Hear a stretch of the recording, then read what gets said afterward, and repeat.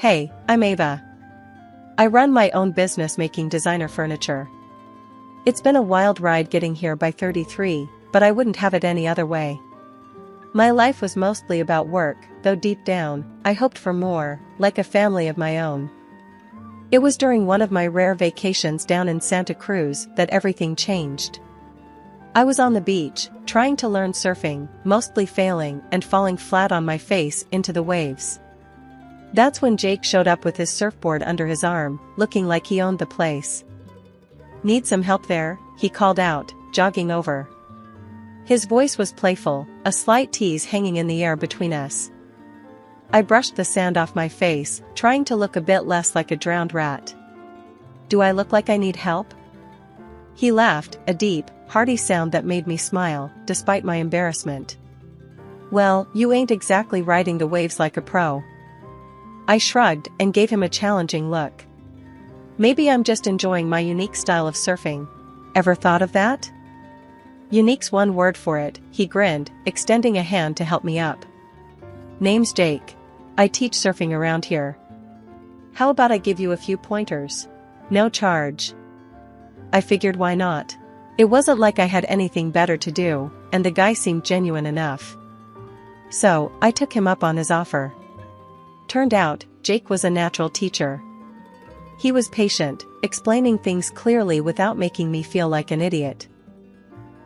"Balance is key," he instructed as he guided me on the board. "You gotta feel the wave, be part of it, not fight it." Easier said than done, but with Jake's guidance, I actually managed to stand and ride my first wave. I couldn't believe it. I laughed so hard I nearly fell off again. "That's it. You're a natural," Jake cheered, clapping his hands. I paddled back, flushed with excitement. "Thanks, Jake. I guess you're a pretty good teacher." That night, we talked like old friends. Turns out, Jake moved around a lot as a kid, never really settling anywhere until he hit the surf towns. He loved the ocean, said it was the only place he felt at home. "And what about you, Ava? What's your story?" I told him about my business, how I'd started from scratch, working day and night to make it something real. He listened, really listened. And that's how it started, really. A simple meeting on the beach that turned into dinner, and a conversation that felt like it could go on forever. I didn't know then that I'd fall for him, hard and fast. But that comes later. For now, it was just two people, laughing over fish tacos, the ocean whispering in the background. I smiled. Maybe I've just found that someone. Life after meeting Jake took a fast track, like a runaway train I had no interest in stopping. Our courtship was a whirlwind, filled with laughter, beach days, and long, heartfelt conversations under the stars. It didn't take long before he popped the question. We were at our favorite spot on the beach, the same place where we first met. "Hey Ava," Jake started, his voice unusually shaky. "You and me, we're kinda great together, huh?" I laughed, a little nervous, sensing something big was coming. "Kinda great? That's the understatement of the year." He took a deep breath and went down on one knee, right there in the sand. "Marry me, Ava. Let's not just be kinda great. Let's be amazing, together, forever." My heart skipped about a dozen beats. "Yes," I blurted out, more tears in my eyes than I'd care to admit. "Yes, I'll marry you, Jake." The wedding was everything I could have hoped for. It wasn't large, just close friends and family at a small chapel near the beach. The reception was at a local hall, decorated with simple flowers and strings of lights that made everything feel magical. But as we settled into married life, I started to see sides of Jake I hadn't known before. He loved the finer things, expensive clothes, high-end gadgets, and soon, a sleek sports car that ate up more money than I wanted to think about. One evening, as I was working through some designs, Jake strolled into my office, a glossy brochure in hand. "Hey babe, check this out," he said, laying the brochure on my desk. I glanced at it, my stomach dropping as I saw the price tag on the car he was pointing at. "Jake, this is really expensive. Are you sure we can manage this right now?" He leaned back, a frown creasing his brow. Come on, Ava. You make good money, right? We can afford a little luxury. I sighed, knowing I'd regret it, but also not wanting to fight. Fine, but this is a big purchase. We should be careful with spending for a while. Trust me, babe, it's all under control, he assured me, but his casual dismissal of my concerns stung more than I expected. His parents, too, became a regular fixture in our lives. His mom, Marlene, and dad, Phil, were charming at first. They'd often come over, praising the house, the food, everything. But soon, every visit came with requests. Ava, dear, you have such good taste. Could you help us pick out some new curtains? We just don't know what to get, Marlene would say, her eyes darting around our living room appreciatively. Sure, I helped. I even paid, thinking it was no big deal, a way to make them feel welcome. One night, after they'd left from one of their many visits, I collapsed onto the couch next to Jake, exhaustion nipping at my heels. Your parents are really taking this family thing seriously, huh? He chuckled, not catching my tone. Yeah, they love you. You're like the daughter they never had. I bit my lip, not sure how to say what was on my mind without causing a rift. It's just, they expect a lot. Gifts, money, time. It's getting to be a bit much, don't you think? Jake's face hardened a little, his voice sharp. They're just being friendly, Ava. They like spending time with us, that's all. I wanted to argue, to tell him it felt like more than that, like we were a bank they could take from without asking. But I held my tongue, the words happy wife, happy life echoing ironically in my head. Jake's attitude toward having kids started to put a real strain on us. I always knew I wanted to be a mom, but Jake's insistence on having a son was something else. It wasn't just a wish, it was an obsession. One night, after dinner, we sat down in the living room, each with a glass of wine, trying to unwind. That's when I decided to bring up the topic again. So, Jake, do you really think it's that important to have a boy? I asked, feeling my stomach knot up. Jake looked up then, his expression serious. Of course, Ava. You know how important it is for me to have a son. Someone to carry on the family name, you know? But what if we have a daughter? I pressed, needing him to see my point of view. He shrugged, a bit too casually. We keep trying until we get a boy, I guess. The simplicity in his answer chilled me. And what, the daughters we might have aren't good enough? Ava, come on, don't start that, he sighed, rubbing his temples. It's not about good enough. It's about having a son. My dad's the same way, you know that. The conversation hung heavily between us, unresolved. It was the same every time. Jake wanted a son so badly that it started to overshadow everything else in our relationship. When we learned that natural conception was off the table, IVF seemed like our only option. I threw myself into the process, researching clinics and treatments. The day we went to the clinic to start the treatment, the air between us was tense. In the waiting room, Jake fiddled with the pamphlets on the coffee table, his knee bouncing up and down nervously. So, they can do that thing, right? Where they make sure we get a boy, he whispered, leaning close. I frowned. It's not that simple, Jake. And it's not exactly ethical to pick and choose like you're ordering a custom car. The strain only deepened once we were in the thick of IVF treatments. The hormones, the doctor's appointments, and the waiting were brutal. And through it all, Jake's impatience for a son grew into something ugly, a shadow over our marriage. When we finally got the news that we were expecting, I was over the moon. But Jake's first question cut through my happiness like a knife. Did they say if it's a boy? It's too early to tell, I snapped, hurt by his one-track mind. And when the ultrasound revealed we were having twin girls, I saw the disappointment on his face. He tried to mask it, but it was too late, I'd seen it.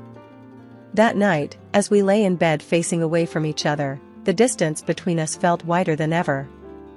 When I gave birth to twin girls, Emma and Ellie, I was over the moon, but Jake, he couldn't hide his disappointment. He wanted a son so badly it clouded everything else. One evening, while the girls were cooing in their crib, Jake came into the nursery. The look on his face was serious, like he was about to say something important.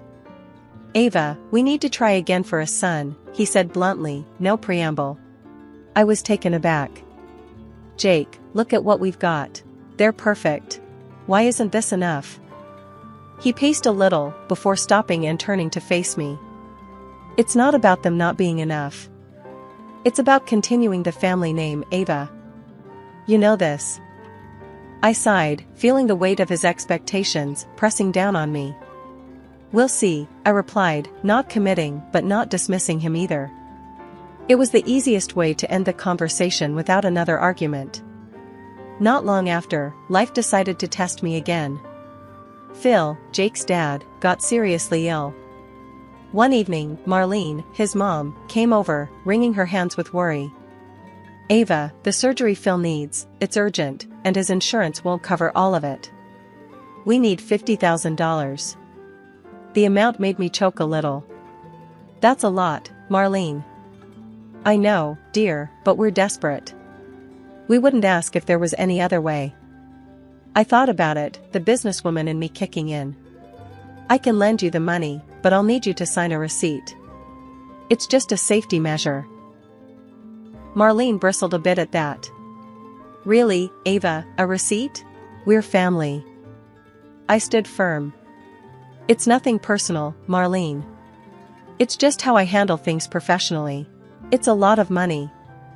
Reluctantly, she agreed, and the receipt was signed. Jake didn't take it well when he found out. "You made my mom sign a receipt? What's wrong with you, Ava?" "It's how I protect our future, Jake. And it's for our girls," I shot back, frustrated at having to justify myself. Things settled down a bit until the girls were about 6 months old. That's when I found out I was pregnant again, naturally this time. I was shocked and happy but scared to tell Jake. His reaction was just as I feared. "A son, Ava. It has to be a son.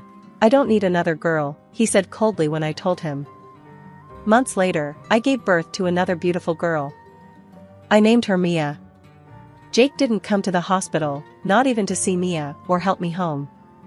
I ended up taking a taxi, 1,000 worries in my head. When I got home, the house was quiet except for the sound of the babysitter in the nursery. Jake wasn't there. He came back the next day, looking like he hadn't slept at home. "Where were you?" I asked, my voice tight with a mix of anger and despair. "Out," was all he said, walking past me like I wasn't even there. He didn't even glance at Mia, his own daughter. The hurt from that cut deeper than anything else. Here I was, trying to keep our family together, and there he was, pulling further away every day.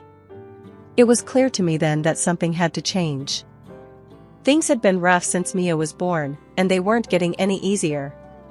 Jake was hardly ever home, always at work, or so he said, and whenever he was around, he was distant, detached. Our financial arrangement had become a sore point. He stopped contributing to the household, saying, "You make enough for both of us, Ava. Handle it." Trying to discuss our issues felt like talking to a brick wall. He'd come home late, often just as I was putting the girls to bed, avoiding any real conversation. Even my in-laws added to the strain. Marlene would come over, not to see the girls, but to ask for favors or gifts. "Ava, dear, could you help me pick out a new microwave? You always choose the best appliances," she'd say, her compliments thinly veiling her true intentions. She barely glanced at her granddaughters playing on the floor beside her. Phil, after recovering from his surgery, didn't hold back his thoughts either. During one of his rare visits, he said bluntly, "We hoped for a grandson, Ava. These girls, they're fine, but a boy would have been better." But the real shock came when Jake stumbled in one night, looking more frazzled than usual. His face was pale, his hands shaking. "Ava, I screwed up. Big time," he blurted out, sinking onto the sofa with his head in his hands. "What happened? Talk to me, Jake." "I lost money, a lot of it. At the casino. I've got creditors on my back now. They're not the kind of people you can just brush off, he admitted, his voice laced with panic. Fear gripped my heart, not just for our financial security, but for his safety.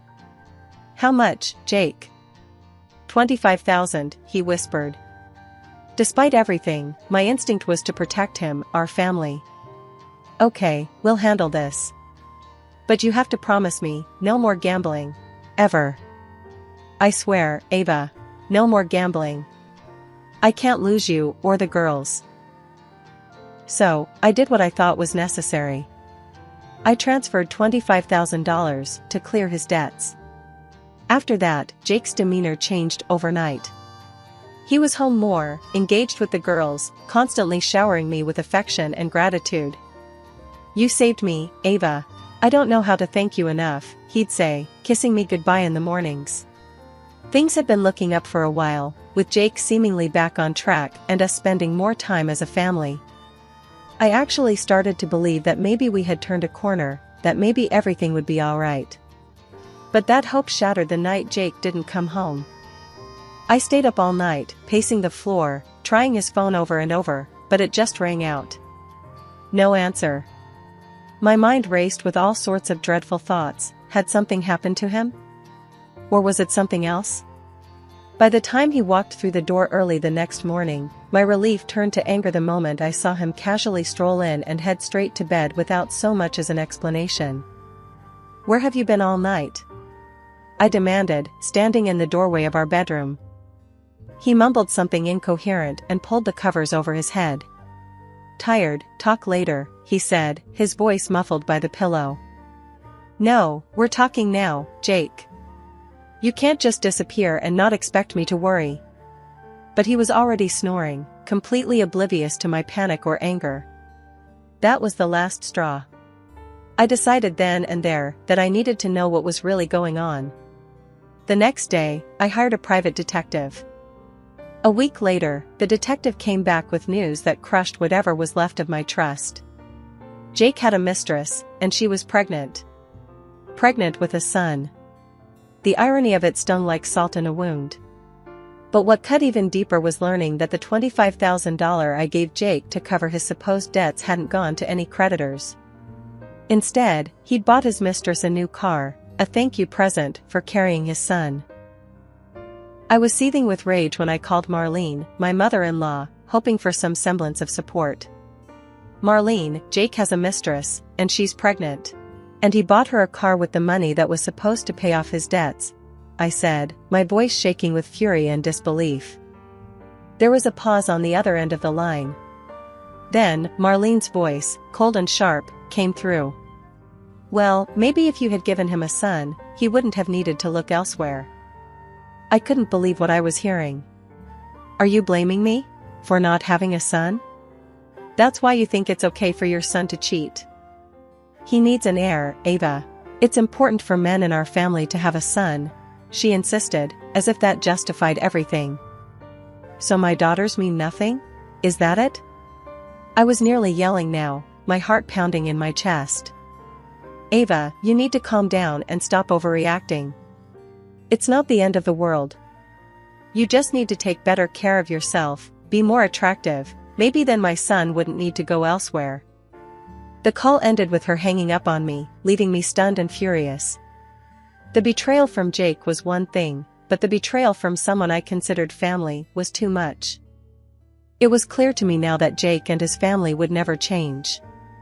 They'd chosen their path, and I needed to choose mine. Revenge wasn't a path I ever thought I'd take, but at that moment, it felt like the only way to reclaim some semblance of dignity. My next calls were to my lawyer, Claire, known for her no-nonsense approach to family law. Claire, I'm through being the understanding wife. It's time to push back, hard. I want full custody, and I want him to pay for what he's done, I told her, my voice steely. That evening, when Jake came home, I was ready for him. The moment he walked through the door, I could see the arrogance in his stance, completely oblivious to the storm that was about to break. Jake, we need to talk, I said, my voice calm but firm. He smirked, tossing his keys on the table. What's up? Another lecture about how I should spend my time? No, not a lecture. I know about your mistress, and the child. I'm done. Here, I said, pushing the divorce papers across the table to him. I've signed them. It's over. His smirk vanished, replaced by a frown.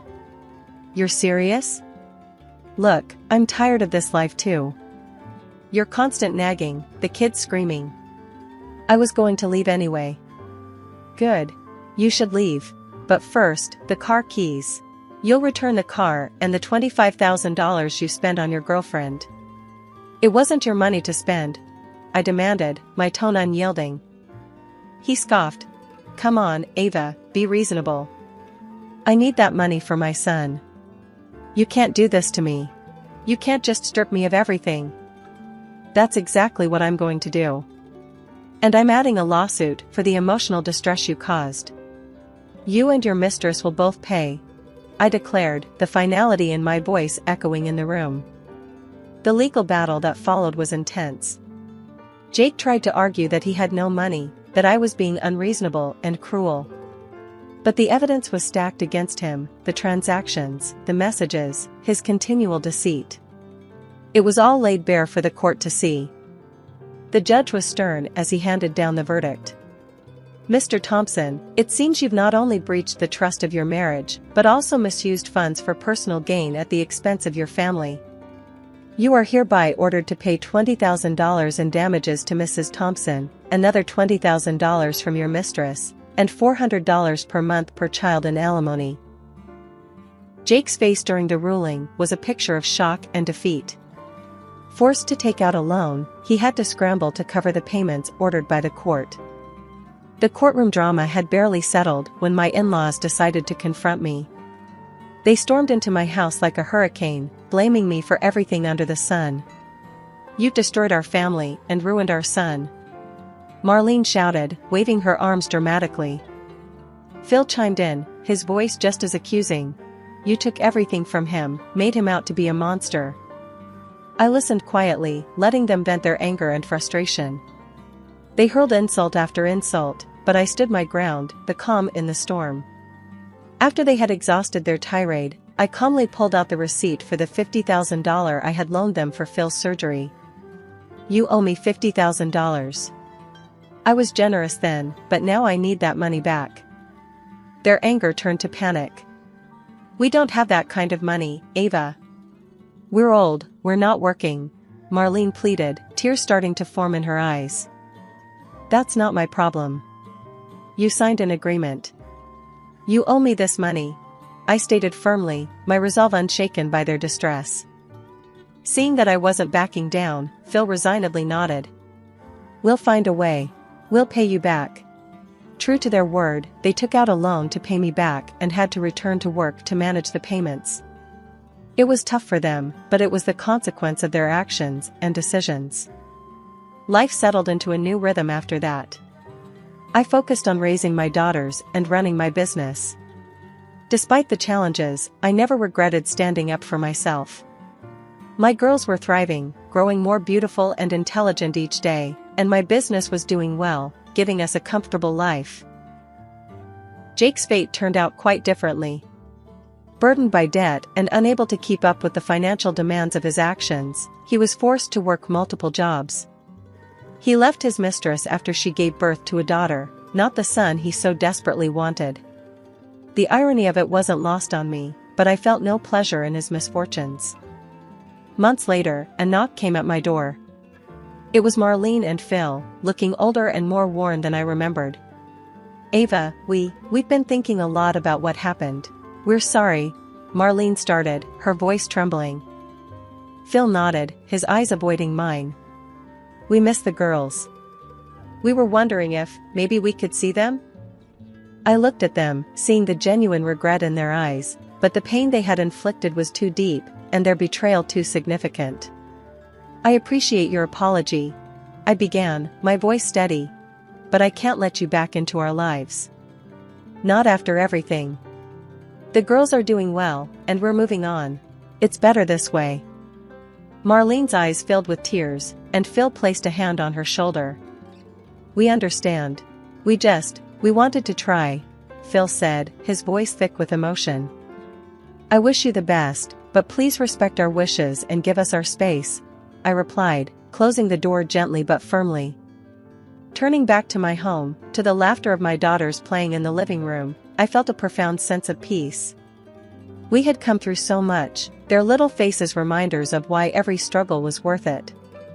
I had made tough decisions, but they were the right ones for us.